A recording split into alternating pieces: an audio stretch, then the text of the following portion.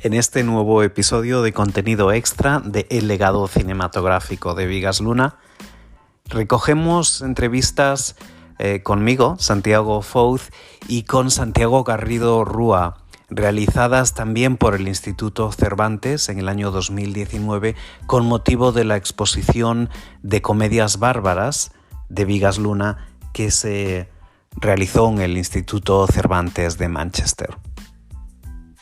En estas entrevistas, tanto Santiago como yo hablamos sobre nuestro interés en Bigas Luna, la importancia de su trabajo en el cine erótico y de la imaginería recurrente a lo largo de toda su obra, tanto cinematográfica como artística.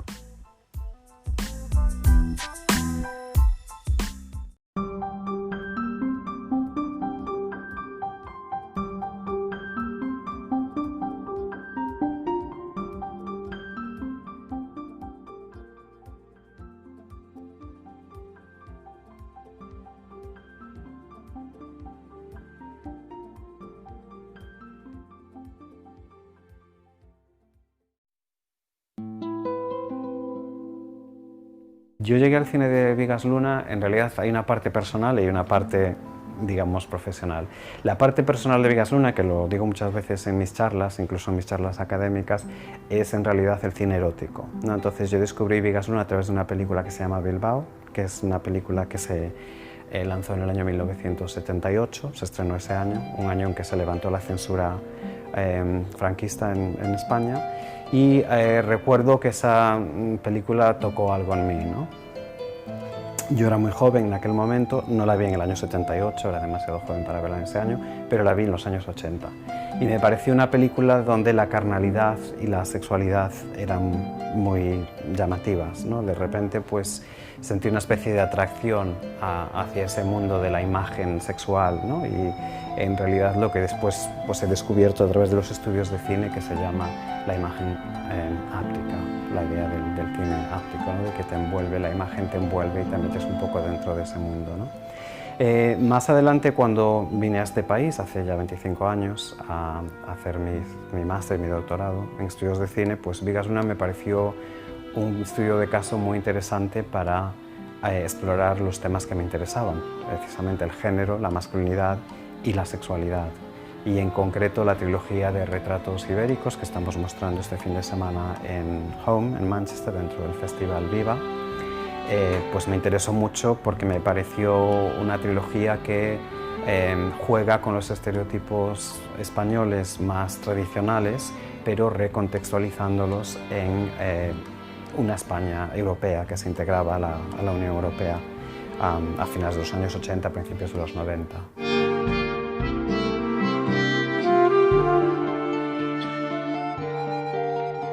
Para mí el cine es una herramienta muy importante para conocer la sociedad y también para difundir la cultura de un país. En este caso yo trabajo en un departamento de estudios hispánicos en una escuela de lenguas modernas, y entonces el cine para mí es un vehículo, como digo, de transmisión cultural y de identidad nacional muy importante, de historia. La idea del cine es que es una experiencia que te acerca demasiado a la imagen, a la pantalla, y eso tal vez crea una falta de capacidad crítica. Entonces lo que enseñamos en la disciplina de estudios cinematográficos, de Film Studies, es precisamente a crear una pequeña distancia de la imagen y a poder interpretarla desde distintos puntos de vista. Me preguntabas mi línea de investigación. Yo, pues en todos mis estudios de posgrado me he especializado en cinematografía, pero dentro de eso en estudios de género y sexualidad. La identidad es algo que me interesa mucho, y la idea de la performatividad del género, y en concreto me he centrado mucho en los estudios de masculinidad, porque cuando yo empecé a estudiar en los años 90, la mayoría de los estudios de género se centraban en la mujer, y me parecía interesante la idea de que el hombre no esté libre del escrutinio al que se sometía a la mujer.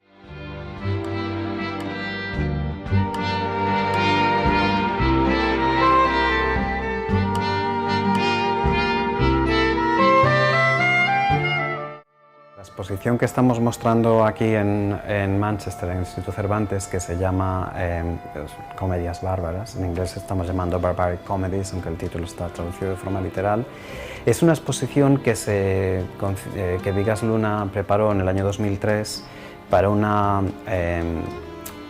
puesta en escena de las Comedias Bárbaras de Valle Inclán en Sagunto. Fue una obra muy polémica por diversas razones, con un presupuesto altísimo, muy extravagante, pero también muy provocadora, ¿no? Y donde la carne y de nuevo el género y la sexualidad jugaban un papel importante. Las obras que tenemos en esta exposición pertenecen a una videoinstalación, una serie de videoartes producidos por Bigas Luna en su taller a principios de los años 2000, como digo, estrenados en la obra de las Comedias Bárbaras, que se expusieron en una especie de pasillo que Bigas le llamó Galería Valle Bigas, porque obviamente las Comedias Bárbaras eran las Comedias Bárbaras de Valle Inclán, en el que se explora el tema de la carnalidad, de los fluidos corporales, tanto de la mujer como del hombre, y un tema que obsesionaba mucho a Bigas, que era los pechos femeninos, ¿no? Y la idea del amamantamiento de los bebés, ¿no? Entonces es una obra muy interesante porque juega pues un poco con la sexualidad, pero también con la idea de la maternidad. Tenemos, por ejemplo, las dos vírgenes, la Virgen Dolorosa, pero también la Virgen Lactatio, y es como un motivo que se repite a lo largo de toda la obra de Bigas Luna. En concreto en la película que también enseñaremos dentro del Festival Viva, que se llama La teta y la luna, donde pues, es un homenaje a la teta y también a la leche, y también juega con ese doble sentido de la leche materna como algo relacionado con el cuidado y la nutrición, digamos, pero al mismo tiempo como algo sexual. Dentro de esta exposición a mayores incluimos un vídeo que Bigas produjo para reproducirse en internet para un festival online que se llama, creo que es No Todo Cine, también en el año 2003, que se llama Collar de Moscas.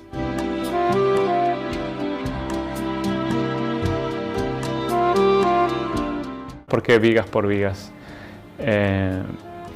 Bigas por Bigas es un poco la necesidad, por un lado, de un grupo de amigos que son los productores del documental, partiendo también de su familia, de Celia, de su mujer, de Betty, de su hija, de Javier Bardem, de Kike Camín, de Lourdes Reina, de todo un grupo de amigos y compañeros de trabajo, que ante la necesidad un poco de celebrar y de ofrendar a Bigas, no solo su recuerdo, sino también su obra,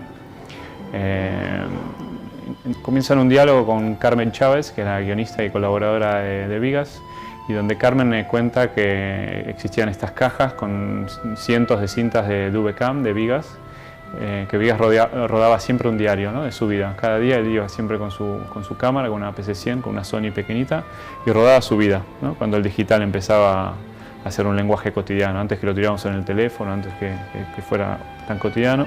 Bigas comenzaba ya a rodar su vida prácticamente en cada instancia, ¿no?, con amigos, reuniones, momentos de soledad. Y ante la necesidad un poco de celebrar a Bigas y no solo recordarlo, sino también mantenerlo más cerca de nosotros, esa idea principal de recuperar ese material y de alguna manera ordenarlo, ¿no?, en un relato, en un cuento, en una historia. A veces durante el proceso de la película hubo un poco la tentación de crear una especie de ficción en base a esto, y siempre el relato mismo estaba siempre ahí, ¿no? Se trató siempre de un trabajo muy duro de ordenar todo este material, que eran prácticamente miles de horas de video, más todo el material que había en discos duros, de audios, de fotos, de pinturas. Fue un buceo muy emotivo en todo el mundo de Bigas y empezar a reconstruir esos años, ¿no?, esos años que habían sido compartidos. Yo a Bigas lo conocí en el 2001 y la película empieza un poco más, un año más tarde de esa época, pero siempre a partir de ese registro. Y básicamente es Bigas contándose a él mismo, por eso el título también. Está muy claro también el cambio que hace Bigas en su vida, de un director que vive en Barcelona a un artista, casi un payés, que vive en el campo, en Tarragona, y está mucho más cerca de la tierra. Su obra plástica se transforma directamente en esa tierra, en esos calçots, es todo ese material orgánico que queda plasmado en su obra. Entonces la necesidad de la película era esa, era un poco ordenar un poco todas las vivencias de Vigas que existían en ese material y poder compartirlas con todos aquellos que no conocían a Vigas y un poco celebrarlo.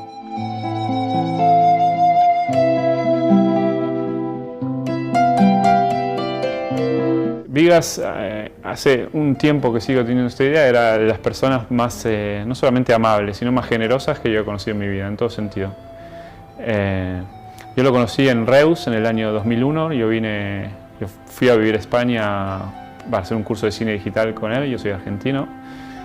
Viví los últimos años en Patagonia y de la Patagonia me fui a Tarragona, a Reus, a hacer este taller de cine digital con Vigas, cuando el digital era una especie de utopía, todavía no era claro como lenguaje y como medio. Hice un curso de cine digital con Vigas de 2 años muy interesante, donde aprendí el alfabeto audiovisual, el ABC del cine, historia del cine, básicamente cómo contar historias, que es el mismo método que hoy enseño a muchos chicos, a muchos niños en escuelas y en institutos donde trabajo y donde me encargo una parte de hacer educación de la imagen. Y tuve un vínculo de amistad muy profundo con Vigas, de empezar a ser su colaborador sobre todo en videoarte al inicio, luego a nivel de montaje, luego a nivel de escribir historias, de guiones. Hicimos juntos el guión de la Exposición Internacional de China en el 2010 en Shanghái, que se llama Spanish Storm, que fue un recorrido por toda España buscando un poco, reconstruyendo un poco el pasado histórico, artístico de España, pero a través de un videoarte. Trabajamos juntos en Yo Soy la Juani, yo era la segunda unidad, nos transformamos en colaboradores, ¿no? Tuve la gran suerte de acompañarlo en mucho recorrido artístico y vital.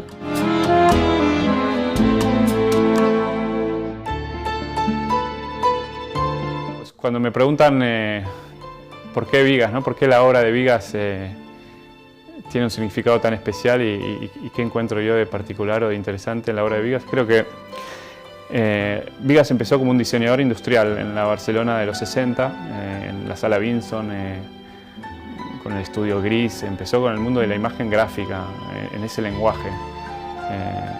Vigas contaba muchas veces sus encuentros con Dalí, vivió una época de Barcelona y de España única, y poco a poco su lenguaje gráfico, artístico, fue transformándose en un lenguaje narrativo, ¿no? Muy plástico. La obra plástica de Vigas también tiene una evolución muy interesante, como hoy en día está más aceptado esto y hay artistas, David Lynch lo hace también con la pintura, es más común que un director de cine tenga ya un discurso plástico. Pero Vigas lo hizo prácticamente siempre esto, antes incluso de hacer cine. Y cuando intento explicar a la gente por qué la obra de Vigas hoy en día tiene este valor, creo que básicamente primero cuenta un momento clave de España, que fue a partir de que se levanta la censura en el 78 con Bilbao, que para mí a nivel de simbología de la imagen, o si queremos del valor inconsciente o surrealista o plástico de la imagen, es para mí uno de los puntos más altos de la historia del cine español. También recupera cierta iconografía española que en otros artistas o en otros directores de cine no está, ¿no? La teta y la luna, con esa simbología también, inclusive a veces muy violenta, ¿no? En el sentido de cierto erotismo, como muy fisiológico, muy natural, que no sé si hay un artista, no solamente a nivel español, a nivel universal, que tenga esa capacidad de convertir a la teta y a la madre en una especie de diosa, ¿no? La diosa Lactatio, que está aquí en un videoarte. Él mismo se creó su propia mitología, ¿no? Y yo personalmente lo encuentro decididamente interesante, inclusive para recorrer y también conocer la historia de España y la historia de su cultura, la historia de sus artistas. Creo que eso es uno de los valores de la obra de Vigas que encuentro más interesante y más particular.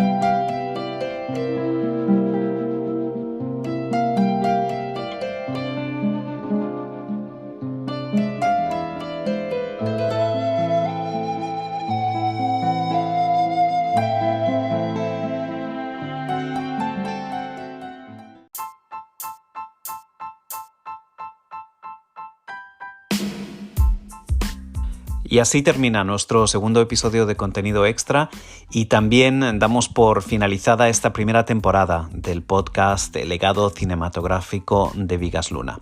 Una primera temporada que, como ustedes saben, se ha basado en la presentación online el pasado mes de junio del libro del mismo título en el canal de YouTube de la editorial que lo publicó, Tirant lo Blanc, y que sigue disponible en dicho canal en su integridad. Unos 90 minutos de duración aproximadamente, con la participación de todos los académicos que han escuchado en este podcast. Asimismo, la presentación está disponible también como episodios separados de Instagram Televisión en el canal del Vigas Luna Tribute, incluyendo además imágenes de las películas correspondientes. Nosotros estamos trabajando ya en una nueva temporada de este podcast que incluirá no solo entrevistas con académicos y especialistas en el trabajo de Vigas Luna, sino también con colaboradores suyos en la industria del cine español. Entre tanto, les emplazamos a la lectura del libro El legado cinematográfico de Vigas Luna, que está disponible ya tanto en formato ebook como en papel, en edición rústica. Y nosotros volveremos con esa segunda temporada del podcast, así que por favor mantengan su suscripción y muchas gracias por su interés tanto en el libro como en la filmografía de Vigas Luna.